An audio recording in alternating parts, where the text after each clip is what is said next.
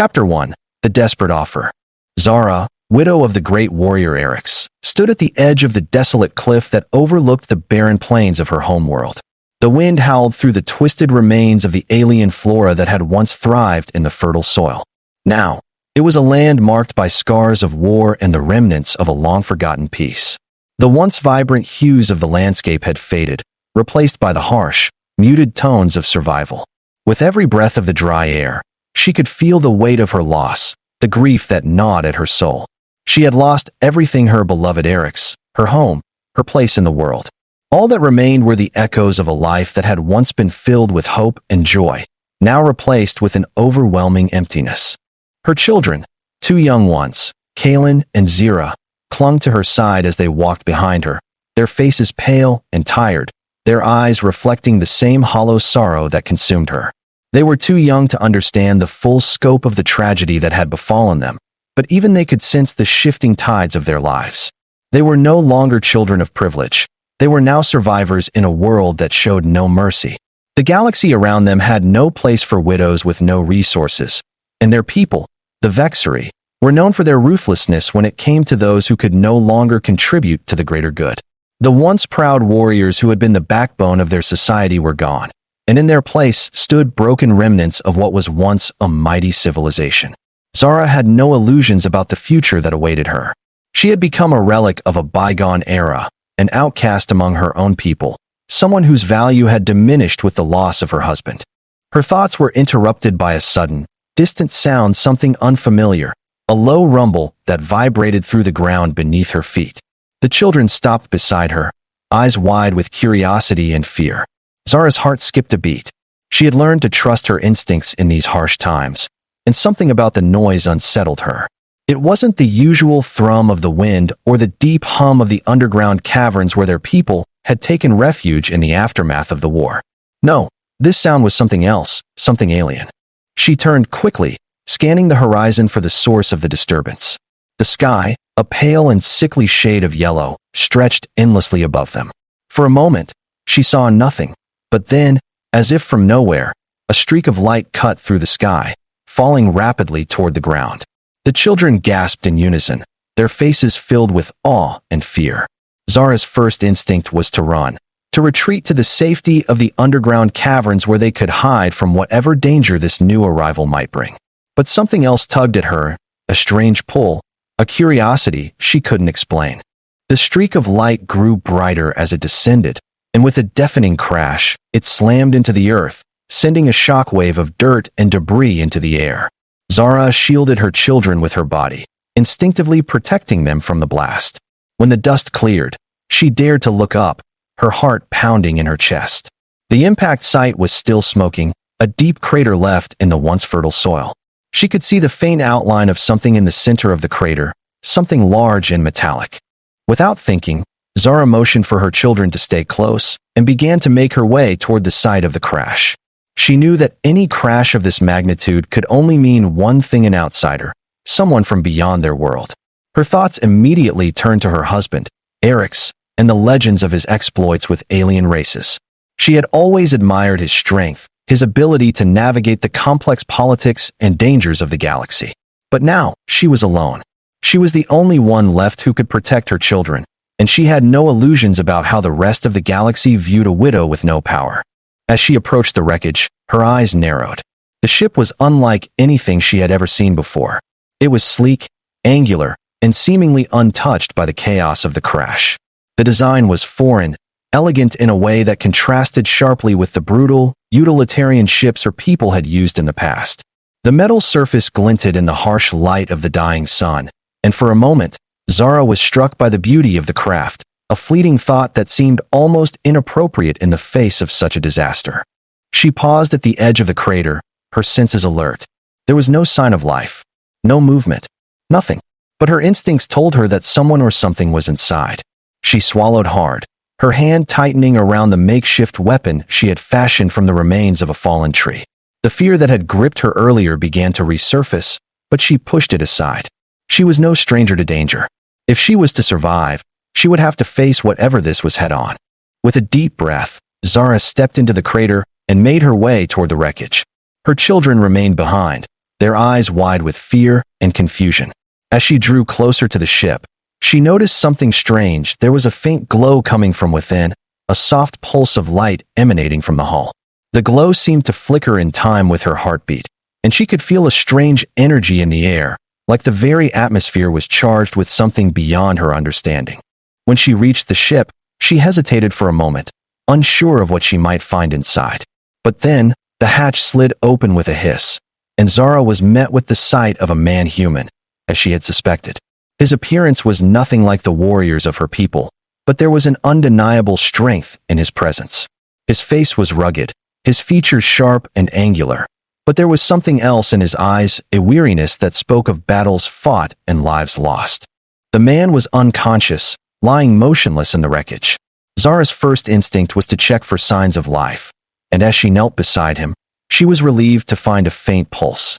He was alive, but barely. She had no medical training, but she knew enough to recognize that he had been badly injured. His body was covered in bruises, cuts, and burns, and he was in no condition to survive alone. For a moment, she considered leaving him there, letting him die as he had so many others before him. But then she thought of her children. She thought of the empty days and nights, the loneliness that had become her constant companion since Eric's death. She thought of the world they lived in, a world that offered no hope, no future, no chance for a better life. And then, a thought came to her, an offer that would forever change the course of her life. Zara's hand trembled as she reached out, touching the man's shoulder gently. She had no idea who he was, where he had come from, or what his intentions might be, but she knew one thing for certain. He was her only chance, her only hope for survival. "My children are well-behaved," she whispered softly, the words almost foreign to her. "I can be a good wife to you, human." It was a desperate plea, one born of a deep, aching need for survival. In that moment, Zara was willing to offer anything she could, her body, her loyalty, her very soul, if it meant ensuring a future for her children. She did not know if he would hear her, or if he would even survive the night, but she knew that she had made her choice. The human, this strange, alien man, was her last hope, and she would do whatever it took to save her family, even if it meant sacrificing everything she had left. Zara's hand lingered on the stranger's shoulder as she took in the weight of the situation. The wind howled around the crater, tugging at her clothes, the cries of the desolate planet echoing in her ears. She had never been one for desperation. Her people, the Vexari, were proud, self-sufficient, and had never relied on others to survive. But those days were long gone. The once grand civilization of the Vexari had been reduced to nothing more than a fragmented society, broken by war and internal strife. The loss of her husband, Eric's, had sent ripples through her heart, and the realization that she could no longer stand alone in this unforgiving galaxy had shattered her pride. The world had no mercy for widows, no compassion for the weak. She was just another expendable soul in a universe full of them. Her children, Kaelin and Zira, had never known the luxury of peace. Born after the Great War had scarred their homeworld, they grew up in the shadow of their father's memory. They knew that survival was the only currency that mattered now, and Zara had done everything in her power to keep them safe, even when it meant sacrificing her own well-being. But now, as she looked down at the human before her, a man who had crash-landed on her world without any clear reason or explanation, she realized that her survival, her family's survival, depended on a choice she had to make. She had always thought that her own people would protect her, that there would be someone, a leader, a warrior, who would rise to the occasion and guide them to a better future. But those dreams had died with Eric's. Now, her family's fate lay in the hands of a stranger. Her lips trembled as she whispered once more, "I can be a good wife to you, human." There was no pride left in her voice, only the raw, desperate plea of a mother who had nothing left to give but her vulnerability. She didn't care who he was or where he came from. She didn't care about his past or the things that made him human. All that mattered now was survival, and if she could offer him something of value, her strength, her loyalty, her children's future, she would do so without hesitation. Zara had always been a proud woman, but pride meant nothing in a world where survival was the only law. The man stirred beneath her touch, his eyes fluttering open. He blinked rapidly, his vision blurry, before locking onto her. His expression was a mix of confusion and pain, and for a brief moment, Zara thought he might reject her offer, might turn away in disgust at the very idea of a widow from a fallen civilization offering herself in such a way. But then his gaze softened, and something in his eyes flickered, a spark of recognition, of understanding. "Who are you?" the human asked, his voice rough and raspy, as if the very air around him had drained the life from him. His gaze shifted to the two children standing a little farther away, their wide eyes full of curiosity and wariness. "And where am I?" "I am Zara," she replied, trying to steady her voice. "A widow with 2 children. We live here, on this planet. And you?" She hesitated, unsure of how to explain. "You crashed here. Your ship, it's damaged. You need help." The human looked around, his confusion deepening. "I remember, a battle, I think." But then, his voice trailed off as he struggled to sit up, wincing from the pain that clearly laced his every movement. "I don't know how I ended up here. I didn't mean to cause any trouble." "There's no trouble," Zara said quickly, hoping to reassure him. "No one else is around. Just us." The man stared at her for a long moment, as if measuring her words, his brow furrowing in thought. Then, finally, he spoke again, his voice quiet but firm. "What do you want from me?" Zara's heart pounded in her chest, the weight of her decision pressing down on her. She had already offered him a chance, an offer that could change the course of their lives. It was the only way forward, the only way to ensure that her children would not be abandoned in this unforgiving world. "What I want," she began, her voice steady despite the trembling in her limbs, "is for you to help us. You have no home, no people, no way to survive here.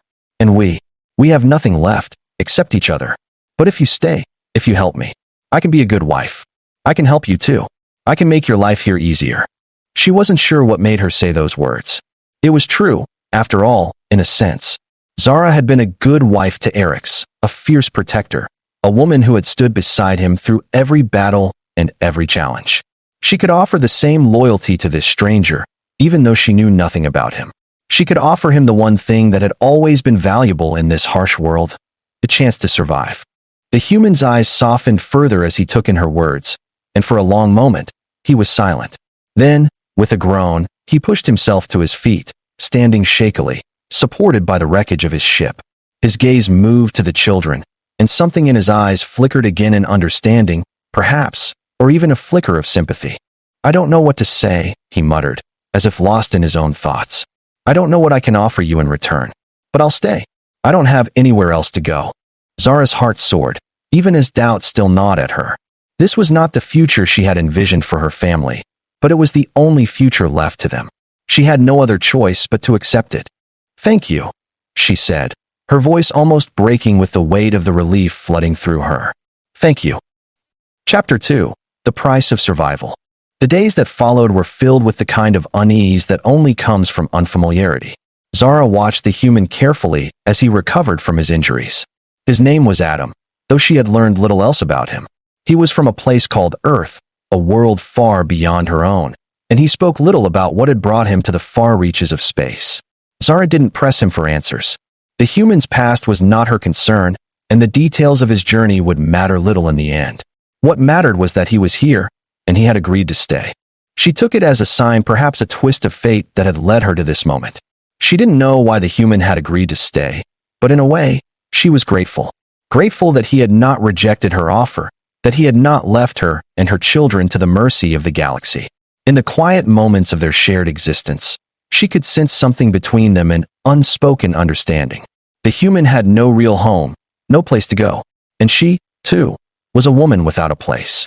For the first time in months, Zara found herself sleeping with a sense of security, though the constant reminder of the precariousness of their situation lingered at the back of her mind. They had built a small camp near the wreckage of the ship, a crude shelter made from the remnants of Adam's vessel, and the few resources Zara had been able to scavenge from the desolate landscape. It wasn't much, but it was enough to keep them warm and protected from the elements. And every day, Adam helped them. He worked tirelessly to repair his ship, though Zara knew he would never be able to fix it completely. It was more of a distraction than a necessity, a way for him to focus his energy on something he could control in a world that offered no guarantees. But there was something else at play here, something Zara hadn't expected. As the days passed, she found herself drawn to Adam in ways she hadn't anticipated. His presence was different from the men of her people, from the warriors she had known. There was a quiet strength about him, an inner resilience that Zara could not ignore. He was not like Eric's. He didn't have the same ferocity, the same charisma, but there was a tenderness in his eyes when he looked at her children, a softness in his touch when he helped her with the tasks that seemed endless. Zara had never considered herself an object to be traded or bartered with, but the realities of survival had forced her to confront uncomfortable truths. She was not the proud widow of a warrior anymore. She was a woman in need, a mother desperate to ensure the safety of her children. And for the first time since Eric's death, she found herself considering what it would mean to offer herself in a different way. She had told Adam that she could be a good wife. It was more than just words. It was an offer of her loyalty, her devotion, her willingness to serve and protect. She had told herself that she could do this without attachment, without emotion. But as the days passed, and as Adam continued to help them with the repairs, she found herself questioning whether survival would ever be enough. Would it ever be enough to simply exist in a world of survival, without the hope of love or companionship? It was a question that gnawed at her every time she looked at him. Adam was a man from a world far beyond her own, and yet he had become intertwined with her fate. His very presence had the power to change everything. And yet, despite all the uncertainties, Zara knew that the price of survival was higher than she had ever imagined. Would Adam accept her offer, and what would it cost them both? Time would tell. But for now, Zara had made her choice. Survival came at a price, and she was willing to pay it, no matter what the future held. Days turned into weeks, and with each passing moment, the tension between Zara and Adam grew. The landscape around them was still as desolate as it had always been, the sky a dull yellow, always dimming with the sun's dying glow. But within the small camp they had built, there was a sense of life slowly returning, though it was fragile and tentative. Zara watched as Adam worked tirelessly on the remains of his ship. His hands were scarred and calloused from the effort, but there was a quiet determination in him that she found impossible to ignore. He wasn't a warrior, not like Eric's had been, but there was a strength to Adam, something rooted deep within him, that allowed him to push through the long, exhausting days. Zara had become accustomed to his presence, though there was still a disquieting wariness in the air. Her thoughts often lingered on the past, on the warrior's life she had once lived with Eric's, and the stability that had seemed endless. Her husband had been a force to be reckoned with, a leader whose strength and honor had shaped their world. Eric's had given her the life she had once dreamed of. But Adam, this stranger from a distant star, was different in every way. He lacked the grandeur of a warrior, the fierce resolve of a leader. And yet, he had become the very thread that held her fragile world together. As the days went on, Zara found herself both thankful for and conflicted by Adam's presence. He had become a steady, reliable part of their lives, the one person who could help them in a world where no one else cared. He wasn't an ideal partner by any means. He didn't have the knowledge of her people, their customs, or even the strength to protect them in the same way Eric's had. But he had something more valuable. He was willing to stay, to help, and that alone was more than she could ever ask for. Yet despite his kindness and the quiet understanding between them, Zara's internal struggle remained. She had offered him more than just assistance. She had offered herself, her loyalty, her life. It had been a desperate plea, born of the need for survival. But as time passed, she found herself wondering if there was more to her feelings than just survival. She had not expected to feel this way. She had not expected to feel the stirrings of something deeper, something she had thought lost forever. One evening, as the sun sank lower on the horizon, painting the sky with hues of red and orange, Zara found herself standing beside Adam as he worked on the ship, his brow furrowed in concentration. She could see the exhaustion in his posture, the weariness of someone who had been struggling with a broken piece of his past. But he never complained. He never asked for help. He simply worked, every movement purposeful, determined. It was in these moments that Zara saw something more than the human soldier. She saw a man trying to make a life in a world that had no place for him, someone who had lost everything and yet had not given up. "I don't know how much longer we can keep going like this," Zara said softly, her voice just above a whisper. "This place that it's draining us. And you're not meant to stay here forever." Adam paused, his hand resting on the hull of his ship. His eyes met hers, and for a moment, the distance between them felt less like an ocean and more like a shared understanding. "I didn't ask for this," he said, his voice rough, the weight of it hanging in the air between them. I didn't want any of this. I didn't want to crash here, to be stranded on this godforsaken planet. But here I am, and I can't just leave you and your children to fend for yourselves. Zara's heart skipped a beat at his words. It was an unexpected declaration, one that softened her resolve, that made her question everything she thought she knew. He wasn't here out of obligation, out of some misguided sense of pity. He was here because he chose to be. Adam let out a slow, weary sigh, his gaze turning back to the ship. I don't know how much longer I can fix this thing. I'm not a mechanic. I'm a soldier, not an engineer. But I'm not leaving. Not now. Not when there's still a chance to make things right. Zara's thoughts spun wildly in the wake of his words. She had made an offer out of desperation, but in return, Adam had given her something far more valuable than she could have imagined: his presence, his willingness to stay, to try. She had feared that her feelings might be fleeting, but now, as the quiet of the evening settled around them, she realized that the connection between them was far stronger than she had ever anticipated. I told you, she said, her voice barely audible. I can be a good wife to you, human. Not just to survive, but because I want to. The words hung in the air, raw and unfiltered. She had never been this vulnerable, not with anyone. But there was something in Adam's presence that made her feel safe, as though for the first time in a long while, she could let her guard down. Adam turned to her slowly, his eyes meeting hers with a quiet intensity. For a moment, neither of them spoke. Then, his lips curled into the faintest of smiles. I think you already are, he said softly, before turning his attention back to the wreckage of the ship, as though his words were the final piece of a conversation they had only just begun. Zara watched him, her heart a tumult of emotions she didn't know how to name. But for the first time in months, she felt something other than the crushing weight of grief. There was hope in the air. A fragile, tentative hope. Chapter 3. Shifting Boundaries. The days following their quiet exchange were filled with unspoken tension. Zara watched Adam as he threw himself into repairing his ship, trying to fix the unfixable, and yet there was something about his approach that made her wonder if he wasn't just mending the ship, but mending himself as well. The strain of the crash, the loss of his comrades, everything weighed heavily on him, and Zara saw that in his eyes when they met across the campfire or when their hands brushed together during the mundane tasks of daily life. They had begun to fall into a rhythm, a new kind of balance, where their interactions were punctuated by moments of quiet understanding and unspoken care. Still, the tension between them remained, a palpable thing that lingered in the air like a storm on the horizon. Zara could feel it in the way he looked at her, in the way her heart skipped a beat every time their gazes locked. She had always been a woman in control, a protector, someone who understood the value of strength and independence. But with Adam, she found herself questioning everything she thought she knew about herself. The part of her that had long been buried, the part that yearned for companionship, for connection, began to rise to the surface, demanding to be acknowledged. The more Zara watched Adam, the more she realized just how much she had come to depend on him. His strength wasn't in his combat skills or his physical power, but in his unyielding resilience. He had faced the darkness of space, the loss of his comrades, and yet here he was, putting one foot in front of the other, working tirelessly to fix something that seemed impossible to fix.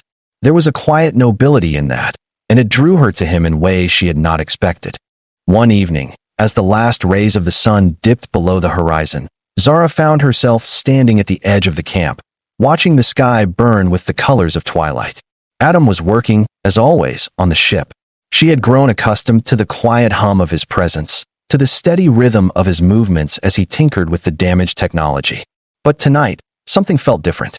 She wasn't sure if it was the way the light touched his features or the way his brow furrowed in concentration, but something in the air had shifted, a new energy crackling between them.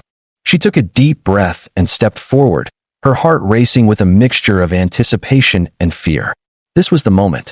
She could feel it. Adam, she called softly, her voice carrying on the still evening air. He turned toward her, his face lighting up with a quiet smile. For a moment, neither of them spoke, and then Zara took a step closer, the distance between them narrowing. I don't know what happens next, she said, her voice barely above a whisper. But I know I want to be part of it. Whatever it is. Adam's gaze softened, and without a word, he stepped toward her, closing the remaining distance between them. And in that moment, Zara knew that the price of survival was far more than she had bargained for, but it was a price she was willing to pay. The air between them was thick with unspoken emotions, a complex mixture of need, desire, and something deeper, something that neither of them had expected to find in this broken, desolate world. Adam reached out tentatively, as if unsure of how to bridge the gap between them, and Zara, without thinking, stepped closer, closing the distance between them. She could feel the warmth of his hand before it even touched her, and when his fingers brushed against hers, a shock of electricity ran through her body, a jolt that seemed to spark something deep within her. For the first time since Eric's death, she felt the stirrings of something alive inside her, something that had been dormant for so long. Adam's eyes met hers, and in that moment, all the confusion, the uncertainty, and the pain melted away. There was no longer any room for hesitation. They were two people who had been thrown together by fate, bound by a need for survival. But in this quiet, fragile moment, they were something more. They were two souls who had found each other in the darkness, and for the first time in months, Zara felt that she wasn't alone. "I don't know how to do this," she murmured, her voice barely audible, but full of the raw vulnerability that she had been holding back for so long. "But I want to try." Adam's expression softened, his fingers gently brushing a strand of hair away from her face. "We'll figure it out," he said, his voice calm, yet filled with an unspoken promise. One step at a time. They stood there for a moment, the silence between them speaking volumes. The quiet of the world around them seemed to fade, leaving only the soft rustle of the wind and the steady rhythm of their breathing. There was no rush, no urgency, only the understanding that this moment, this fragile connection was enough. As the days passed, their bond grew stronger. They worked together, side by side, each of them contributing their strengths to the survival of the small family they had formed. Adam, with his relentless determination, repaired the broken ship bit by bit, even as Zara helped him with the tasks of daily life, tending to the children, scavenging for food, and fortifying their camp against the elements. The tension between them slowly shifted, becoming a quiet companionship, a deepening trust. The air around them no longer felt heavy with uncertainty. Instead, it felt charged with a promise, an unspoken understanding that they were no longer just survivors. They were partners, facing whatever the future held together. Zara found herself waking up each morning with a renewed sense of hope. The once bleak landscape no longer seemed so hostile. There was warmth now, in Adam's presence and in the quiet moments they shared. She had begun to let herself imagine a future, one where they could rebuild not just their lives, but something more, a life filled with the possibility of love, of family, of belonging. She had never thought she could feel this way again, but here she was, standing beside a man who had become more than just a stranger from another world. He was a part of her future. One evening, as they sat by the fire, the stars above them flickering like distant dreams, Adam turned to her, his face serious, yet softened by the warmth of the firelight. "Zara, I never expected any of this," he said, his voice low but steady. "I didn't expect to find this, to find you and your children. I didn't know if I could live up to what you needed. But I'll do whatever it takes. You and your family. You've become my purpose now." Zara's heart swelled at his words, and she reached out, taking his hand in hers. She didn't need to say anything in response. His words were enough. She could see the sincerity in his eyes, the depth of his commitment to them. In that moment, everything else, the past, the uncertainties, the fears faded away. There was only this. Only them. Chapter 4. A New Beginning. Months passed, and Zara's world began to shift in ways she had never imagined. The camp that had once felt like a fragile existence in the midst of a dying world had become a place of stability, of life. Adam's ship was still not fully repaired, but it was functional enough to provide them with the means to leave the planet if they needed to. But Zara no longer saw the need to leave. The bond she had formed with Adam had transformed her understanding of survival. It was no longer about simply enduring. It was about living, about finding joy and hope, even in the darkest of circumstances. Zara had never expected to find love again, least of all in a human from another world. And yet, here she was, standing beside him, her heart filled with something she had thought lost forever. In Adam's eyes, she saw not just a man willing to help her survive, but someone who had become her partner, her equal. Together, they had rebuilt something stronger than the past they had lost, a a future that was built on the foundation of trust, sacrifice, and love. One day, as they sat together, watching their children play in the fading light of the evening, Zara realized that everything had changed. Her children were no longer the frightened, orphaned souls they had once been. They were thriving, growing, and learning in this new life they had built together. Kaylin and Zira had come to see Adam as their protector, their guide, and their father figure. And for Zara, it was enough. It was more than enough. Adam had become a part of their family, not because of any obligation, but because he had chosen to be. His presence, his quiet strength, had given them all a sense of hope. And in return, Zara had given him something that no one else could, a place to belong. Zara stood up, her hand still resting gently on Adam's arm as she looked out over the horizon. The wind had shifted, carrying with it the scent of rain and the promise of new beginnings. She could feel it in the air, the world around them, a shift in the way things were supposed to be. They had survived the worst of what the universe had thrown at them, and now they were beginning to live. "I never thought I'd find this," Zara said, her voice soft but filled with a quiet strength. "I thought I had lost everything. But now, I see a future. A real future." Adam turned to her, his gaze filled with warmth and affection. "It's a future worth fighting for," he said, his voice steady and resolute. "And we'll fight for it. Together." As the rain began to fall, soft and gentle, Zara felt a sense of peace wash over her. The storm had passed, and in its wake, there was something new, something beautiful. Together, they would face whatever came next, because they had each other. And that was enough.